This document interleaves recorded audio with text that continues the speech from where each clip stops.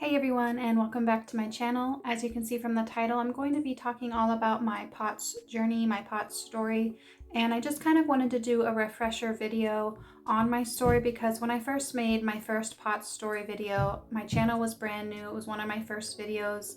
I was super nervous and unnatural and didn't know exactly what I wanted to say, and I just feel like it's kind of time to do a new updated version of it because I have like a better grip on my story. So let's get right to it. So let's start from the very beginning. Before I got POTS, I was completely normal. Well, not normal, but healthy. No chronic illnesses or anything like that. I had come down back in December of 2019. I came down with a stomach bug. My whole family had it. I was terrified because everyone was throwing up and I just knew it was going to hit me next. And sure enough, it did. And I was, vomiting. I had a fever, body aches, chills. It was horrible. And it lasted for a few days. The vomiting was just for a day. Not that you need to know that. But it lasted a few days. And then, I thought I was going to be, better. But I literally woke up after like 3 or 4 days after the flu or whatever it was had hit, and I woke up, went to the bathroom, and I don't know what it was, but something wasn't right. I freaked out. My heart was racing like crazy. I was so on fire, but yet I had like the chills. I was shaking. I had like this immense fear and panic attack. I remember even, and I don't think I shared this before, but I remember even screaming out loud. I was so scared, and I was home alone with my children. It was the morning. My husband had already gone to work, but I immediately called him and I said, "You need to come home. You need to come home. There's something not right." And he could tell I was serious, and he happened to be nearby. So he stopped in, and it was actually when he pulled in when I screamed. I didn't know he was there yet, but he heard me, and he thought, the worst was happening. He didn't know what to think of it. He came in, I was shaking uncontrollably. He was trying to comfort me. I have a history of panic attacks, panic disorder, and so we thought that that's what this was, but just like completely amplified. We didn't know what triggered it, but it was not letting up. It wasn't just like, 15, 20 minutes, you write it out and you're fine again. It was just going on and on and on, and I was terrified for him to leave. I did not want him to go to work, but it was one of those days where he absolutely had to. He's the foreman of the construction company that he works for, so he couldn't stay. So we called his mother to come over, but he had to leave. So in the meantime, I'm by myself. I'm freaking out. I'm outside trying to cool off because, like I said, I was absolutely on fire, but then I was freezing at the same time, shaking, just petrified. Like I've never felt that way before. And yeah, it was just really scary. She came over and I continued to feel that way pretty much for the rest of the day. It was like living in a panic attack for 24 hours. And so the details on around this time are kind of hazy as far as when we went to the ER, if it was that night or if it was the next day. I want to say it was the next day, but it was like a really traumatic time, so it's hard to remember details. But we ended up going to the ER because my body was not letting up. My heart wouldn't stop racing. And at the time, I actually didn't know my heart was racing. I didn't have any type of monitor or anything. I just knew something was wrong. I was breathless. I felt faint, dizzy. Like I said, panic attack, just completely all over, hot, cold, everything scary. So we went to the ER, and that's when they checked my heart rate, and they were like, "Oh, it's in the 150s. It shouldn't be that high." And then one of them was like suggesting it's just anxiety, and then the other one's like, "No, even for anxiety, 150s is pretty high." So they did, a D-dimer test to check for blood clots. They checked my blood for whatever else they were looking for, EKG, things like that, and everything was good. So they when I went into the ER that day, the shakes were uncontrollable. I was sitting there in a wheelchair that my husband wheeled me in because I could not walk. I felt so sick. I was shaking without let up for an entire day. It would not stop. So shake, shake, shake. I was terrified of what was wrong with me. This did not feel like normal anxiety. Nothing had precipitated this. It wasn't something that had like a peak and then it would come down and I would be fine, like a traditional panic attack. So I just knew something was completely off. Didn't know what, but I was sitting in the after you go to triage and they evaluate you or whatever, you go to this other little waiting room, and I was waiting there for, it seemed like around an hour, just shaking, looking like probably an absolute lunatic, like I needed to go upstairs or something, but I just couldn't control it. So they finally got me into this little room and people would come in and out, but it was like a long time before any like physician, or it wasn't even a doctor, I don't think, but a nurse practitioner maybe came in eventually. But before that, the nurse came in and gave me Ativan, and I was like, what's this? And she's like, oh, it's Ativan, you've never had that? I was like, no. Which she was surprised, because I have a history of anxiety. I was like, no, I've never taken it. But at that point I was willing to take anything to calm down, and so she gave it to me. It was 1 milligram, and actually it barely touched the shakes and whatever was going on with me. So she gave me hydroxyzine on top of that, which is kind of like a really intense, Benadryl, and they often give it to patients before surgeries and things to calm down. They don't know why, but it tends to alleviate anxiety. So they gave me that on top of it, and then I actually felt a lot more calm and just really drugged out and tired. But basically the diagnosis was, anxiety, panic attacks, see you later. Now that I'm thinking about it, I think this was that first day that this all started, that we went to the ER. But anyways, I was sent home. I was completely drugged out, kind of fell asleep a little bit on the couch, but then when I woke up, I was just the same. And also on top of it, what I recognize now as brain fog. I had brain fog without let up as well, which I'd never experienced, and it was intense and it was really scary. I didn't know what that was. It was horrific. So that was on top of everything else. I was feeling so miserable that I was even sitting on my back porch thinking, okay, something's wrong with me. Nothing's gonna fix it. I was really dramatic and really just catastrophizing at this point. What's the point of going on? It was that bad. So I decided to call the ER, and this was the next day when it wouldn't let up, and it just seemed to be getting worse. I told them, how bad I was doing mentally with everything, and I thought, because at that point I thought it was psychiatric in nature or something, because that's kind of what they led me to believe. And since my labs and everything were, quote, normal, besides my heart rate, what else could it have been? So I called the ER, the hospital, and was wondering if I could see like someone in the mental health, I don't know what you call it, the psychiatric area.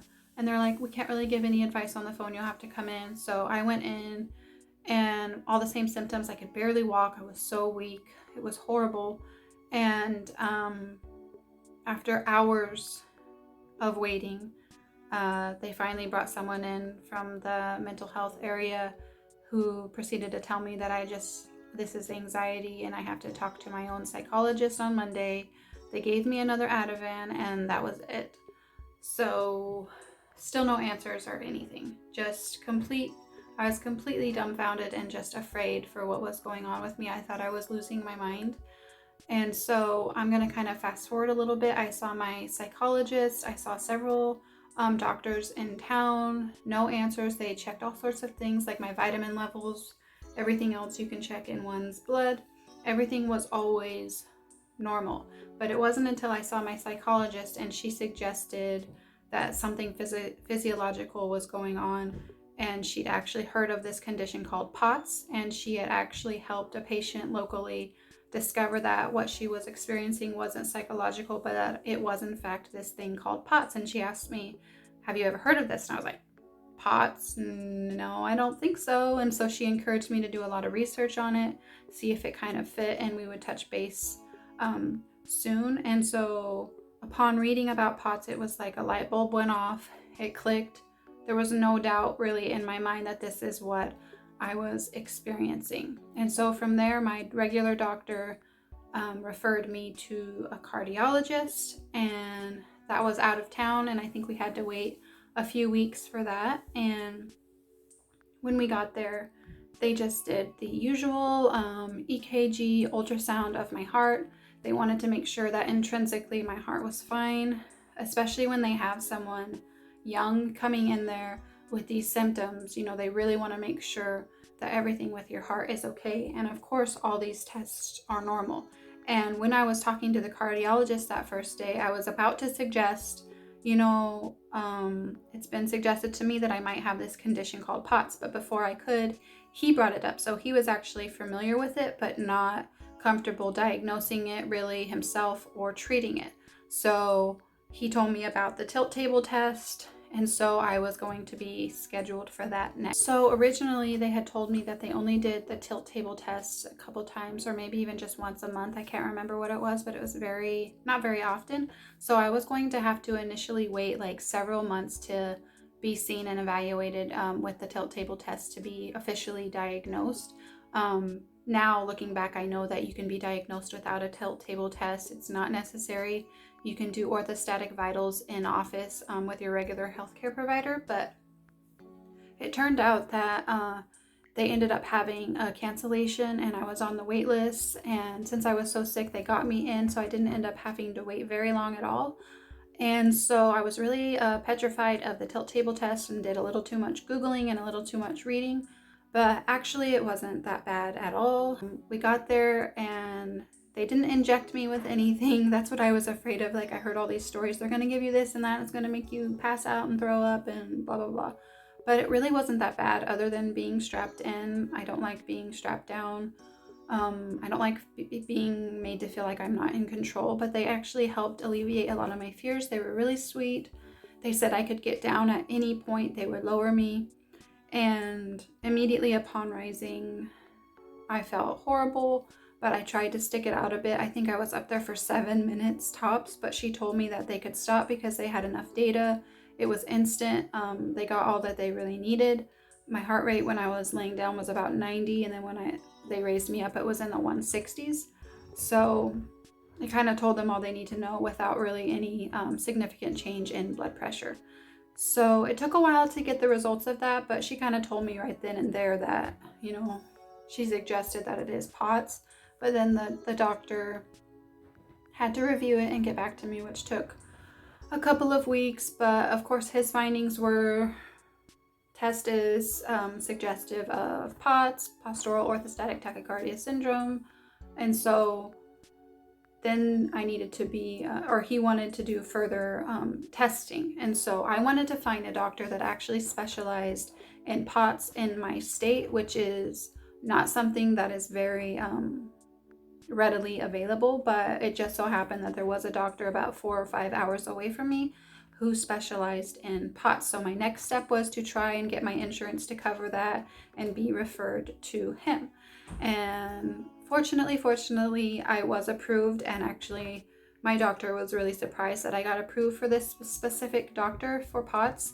And so I was referred to him, and I don't think I had to wait too awful long to see him. I don't remember, but it was, a couple of weeks or so, I believe. And so I was on my way to an official POTS diagnosis, and I was really excited. And so for the treatment plan, he wanted to first iterate that I needed to be completely hydrating all the time, water, up my salt like significantly, like 6 to 8 grams a day, compression hose, specifically ones that go all the way up to your chest or right below it. I was already wearing compression socks that went up to your knee, but he told me that the amount of blood down there compared to your thighs and your stomach is minimal, so it's really important to get that compression above that area. So he also wanted to start me on something called fludrocortisone, which is like a steroid that helps you to retain water and salt. So that's going to help your circulation and your blood supply and everything just keep moving to help with, a lot of the symptoms that you experience with POTS, like brain fog and things like that. I have a lot of videos talking about my experience with fludrocortisone and midodrine, both medications he tried me on. So if you want to check those out, I will link those. I don't want to go into too much detail with them right now, but anyways, it was great to finally have answers and to see a doctor that I knew I could trust, and he made me feel really comfortable moving forward. And so we tried the natural things and the fludrocortisone and the midodrine, which for a while actually helped me for a little bit, but it was kind of short-lived, and I didn't see like significant improvement for more than like a few weeks. Again, you can watch those videos to find out more about how that went. I know that fludrocortisone and midodrine can be really helpful for a lot of POTS patients though, so I'm definitely not negating that at all. But we decided to go back to the doctor, I don't want to say his name. Anyways, my brain just completely went blank. Da-da-da. Trying all the natural things, trying to stay hydrated. I discovered Liquid IV, which is packets of like a ton of sodium, potassium, all these electrolytes that help you stay hydrated. So I'd been taking those. I'd also been taking salt pills that I had just bought offline. I didn't really know what I was getting. So when we saw the doctor a second time, he told me that the salt pills I was taking were basically like battery acid, and he suggested that I take something called salt stick Vitassium, basically buffered electrolytes, sodium, and potassium. I cannot talk today. I'm out of breath. But anyways, so those proved to be pretty helpful without the horrible side effects on your stomach and things like that, like the battery acid ones I was taking. But he also, in office, the next visit, I was super sick, and he took my vitals, orthostatic. He's like, can you try to stand for 5 minutes? I could barely do that. My blood pressure was super high through the roof that day, which isn't typical for me, but it was that day, probably like a combination of anxiety and things. But my heart rate was super high. I believe it was like maybe 180, and I just felt so miserable. He's like, have you ever had IV saline for your POTS? And I was like, no one has suggested that to me. He's like, I really suggest that. So he actually wheeled me down right then to their area where they infuse patients, and I got IV saline. But they actually did it at kind of a fast rate. I think it was over the course of an hour, and someone with dysautonomia who gets like a fast injection of sodium throughout the body actually can make you feel worse. It needs to be administered over a longer amount of time. But so I actually felt worse that day and the following day, but by the second day, which is what they told me would probably happen, I felt markedly improved, and it was definitely something I wanted to try, locally at home. And because I had heard great things from other POTS patients as well about IV saline therapy for POTS. So it has been approximately, let's see, I think I first started getting regular weekly IV saline infusions in October, I want to say 2020. Don't quote me, but so it's like been around 6 months or something, 5 or 6 months, and it has proved to be so helpful. It gives me kind of just like this little boost. Just once a week I go in pretty much every Friday, and I feel better usually right away. I get it over the course of 2.5 hours, and it's 1.5 liters of IV saline. And so for right now, it's the only treatment that I am on. I'm not on any type of medication. I've started the Levine protocol, which is an exercise program, which I made a video recently about. You can look at that if you're interested, and it has made a really big difference. But the last few days I've actually slacked off, so I need to start my week over because I did miss a few days of exercise. But that has brought us to, today. I am 10 times better than I was when I first started with POTS, and that's in like every area. When I was first diagnosed or first got sick, I was so mentally and emotionally just completely frazzled and crying day in, day out, such despair, such depression, constantly comparing myself to my old self. Whereas now I'm able to take it one day at a time, and yes, I have days where it kind of gets the better of me, but overall, like if a POTS attack is coming on, which for me, my POTS attacks, excuse me, feel like panic attacks a lot of the time, where I have to lay down and I put my feet up and I tell myself, okay, it's just your POTS, you're not in any danger, put your feet up and it's going to pass. And that's what I try to do. And I drink my liquid IV religiously all the time. I wear compression socks most days. Again, I'm trying to get more active and just, try to take care of myself the best that I can without giving into the depression side of things. And that has made a world of difference. Going forward with the saline infusions, I'm kind of up in the air about it. I believe his prescription was for 6 months of weekly IV saline, so I'm not sure what's going to happen when that time runs out, if he's going to renew it or what we're going to do. Right now, I get the, the IVs in my arm or on my hands. And, you can't go like that long term. It's not good for your veins and for your body. So I have to seriously consider if I want to continue doing the IV and how I would go about doing that, like getting a port or something. The idea of a port really scares me though.